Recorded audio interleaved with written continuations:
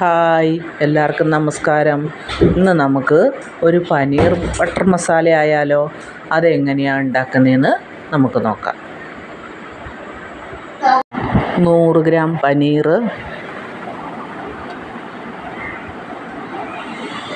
2 സവാള പൊടിയായിട്ട് കട്ട് ചെയ്തത്, ഇച്ചിരി ഇഞ്ചിയും വെള്ളുള്ളിയും കട്ട് ചെയ്ത് വെച്ചത് പൊടിയായിട്ട്. ഇനി ക്യാഷ്യൂ ആണ്. ഈ ക്യാഷ്യൂ നമുക്കൊന്ന് നന്നായിട്ട് അരച്ചെടുക്കണം. പിന്നെ ഒരു തക്കാളി, അതും നമുക്ക് പേസ്റ്റ് രൂപത്തിൽ അരച്ചെടുക്കണം. ചൂടായ പാനിലേക്ക് 1 ടേബിൾ സ്പൂണ് ബട്ടറാണ്. ബട്ടറില്ലെന്ന് വെച്ചാൽ നെയ്യാണേലും മതി. ബട്ടർ നന്നായിട്ട് ചൂടായിട്ടുണ്ട്.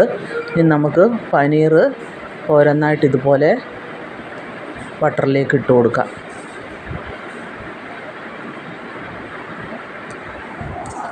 പനീർ മുഴുവനും ഇതുപോലെ ഇട്ടിട്ടുണ്ട്.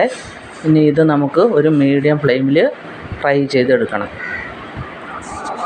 ഇനി നമുക്ക് ഇതുപോലെ ഇങ്ങനെ ഒന്ന് തിരിച്ചിട്ട് കൊടുക്കാം. എല്ലാ സൈഡും ഒന്ന് തിരിച്ചിട്ട് കൊടുത്തൊന്ന് മൊരിഞ്ഞ് വന്നോട്ടെ. ഇനി പനീർ നമുക്ക് കോരി മാറ്റാം. നമുക്ക് അതേ ബട്ടറിലേക്ക് തന്നെ ഏലക്ക, ഗ്രാമ്പു, കറുവപ്പട്ട എല്ലാം കൂടി ഇട്ട് കൊടുക്കാം. പൊടിക്കാത്ത ഗരം മസാല. ഇത് നന്നായിട്ടൊന്ന് വഴറ്റാം.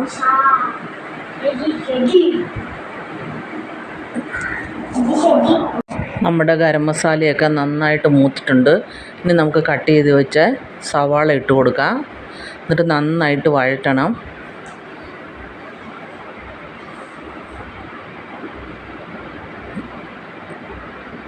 നല്ലോണം വഴറ്റി കൊടുക്കണം.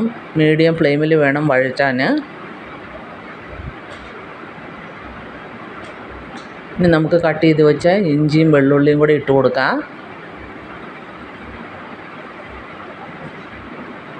നന്നായിട്ട് മിക്സ് ചെയ്യാം. ഇനി നമുക്ക് ഇച്ചിരി ഉപ്പും കൂടി ഇടാം. എന്നിട്ട് നന്നായിട്ടൊന്ന് വഴറ്റാം.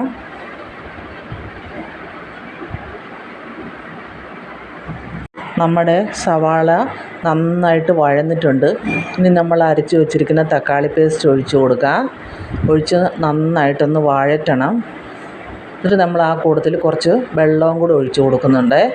ഒരിച്ചിരി വെള്ളവും കൂടി ഒഴിച്ചിട്ട് ആ പച്ചമണം മാറുന്നവരെ വഴറ്റണം. നമ്മുടെ ഗ്രേവിയിലെ വെള്ളമൊക്കെ നന്നായിട്ട് വറ്റിയിട്ടുണ്ട് വഴറ്റിയപ്പോൾ. ഇനി നമുക്ക് 2 ടീസ്പൂണ് കാശ്മീരി മുളക് പൊടിയും കൂടി ഇട്ട് നന്നായിട്ട് ഒന്നുകൂടി വഴറ്റാം. ഇനി നമ്മുടെ പനീർ ഇട്ട് കൊടുക്കാം. എന്നിട്ട് നന്നായിട്ട് വഴറ്റണം. ഇനി അരച്ച് വെച്ചിരിക്കുന്ന ക്യാഷ്യൂ ഒഴിച്ച് കൊടുക്കാം.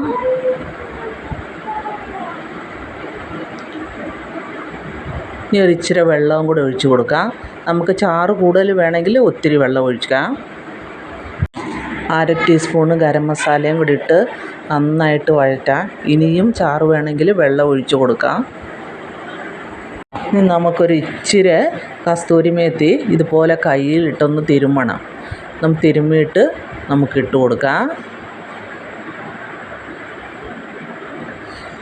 ഇനി ഒരു നുള്ള് പഞ്ചസാര അതും കൂടി ഇട്ട് കൊടുക്കാം. അത് നമ്മൾ ആ ഉപ്പിട്ടതിന് ഒന്ന് ബാലൻസ് ചെയ്യാൻ വേണ്ടി. ഇനി ഇച്ചിരി മല്ലിച്ചപ്പ് ഇട്ട് കൊടുക്കാം. നമ്മുടെ പനീർ ബട്ടർ മസാല ഇവിടെ റെഡി ആയിട്ടുണ്ട്. ഇനി നമുക്ക് ഫ്ലെയിം ഓഫാക്കാം. നമ്മുടെ പനീർ ബട്ടർ മസാല ഇവിടെ റെഡി ആയിട്ടുണ്ട്. നമുക്കത് സെർവ് ചെയ്യാം. ഇത് എന്തിൻ്റെ കൂടെയും കഴിക്കാം. എല്ലാവർക്കും ഇഷ്ടമാകും. കുട്ടികൾക്കൊക്കെ നല്ല ഇഷ്ടമാകും. പനീർ കൊണ്ട് എന്ത് വിഭവം ഉണ്ടാക്കിയാലും നല്ല സ്വാദാണ്. നിങ്ങളും കൂടെ പനീർ കൊണ്ട് ഇങ്ങനെയൊക്കെ ഒരു ബട്ടർ മസാല ഉണ്ടാക്കി നോക്കണം. അപാര രുചിയാണ്. ഈ വീഡിയോ നിങ്ങൾക്ക് ഇഷ്ടമായെങ്കിൽ സബ്സ്ക്രൈബ് ചെയ്യാത്തവർ സബ്സ്ക്രൈബ് ചെയ്യണേ. ലൈക്കും ഷെയറും ഒക്കെ ചെയ്യണം. Thank you.